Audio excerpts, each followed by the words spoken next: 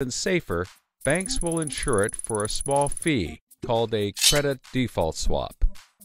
The banks do all of this work so that credit rating agencies will stamp the top slice as a safe, AAA rated investment, the highest, safest rating there is. The OK slice is BBB, still pretty good, and they don't bother to rate the risky slice.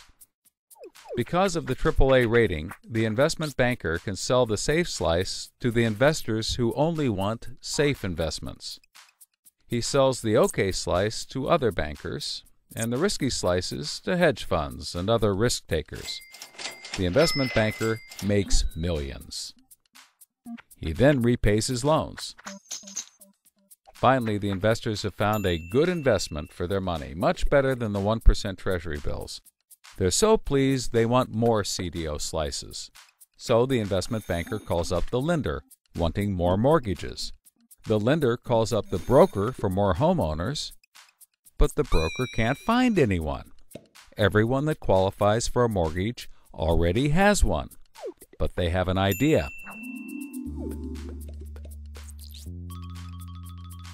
When homeowners default on their mortgage, the lender gets the house, and houses are always increasing in value. Since they're covered if the homeowners default, lenders can start adding risk to new mortgages, not requiring down payments, no proof of income, no documents at all. And that's exactly what they did.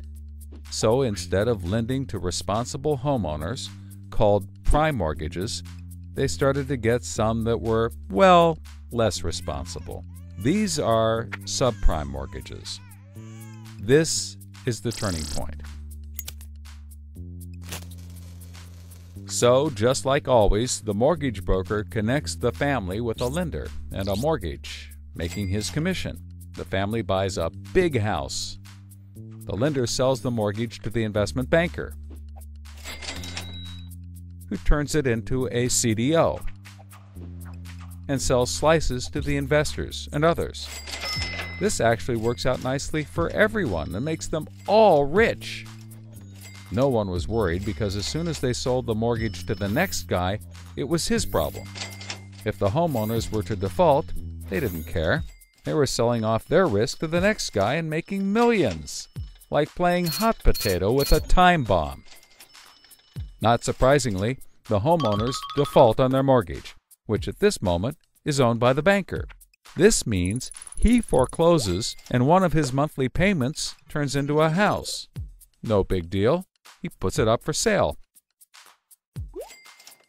But more and more of his monthly payments turn into houses. Now there are so many houses for sale on the market, creating more supply than there is demand, and housing prices aren't rising anymore. In fact, they plummet. This creates an interesting problem for homeowners still paying their mortgages. As all the houses in their neighborhood go up for sale, the value of their house goes down, and they start to wonder why they're paying back their $300,000 mortgage when the house is now worth only $90,000. They decide that it doesn't make sense to continue paying, even though they can afford to, and they walk away from their house. Default rates sweep the country, and prices plummet.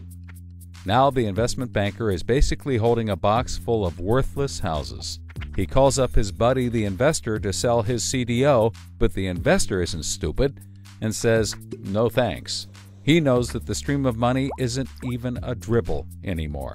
The banker tries to sell to everyone, but nobody wants to buy his bomb. He's freaking out because he borrowed millions, sometimes billions of dollars to buy this bomb, and he can't pay it back.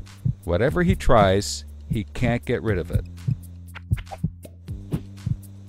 But he's not the only one. The investors have already bought thousands of these bombs. The lender calls up trying to sell his mortgage, but the banker won't buy it, and the broker is out of work. The whole financial system is frozen, and things get dark.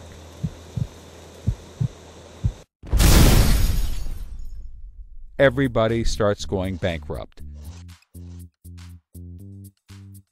But that's not all. The investor calls up the homeowner and tells him that his investments are worthless. And you can begin to see how the crisis flows in a cycle. Welcome to the crisis of credit.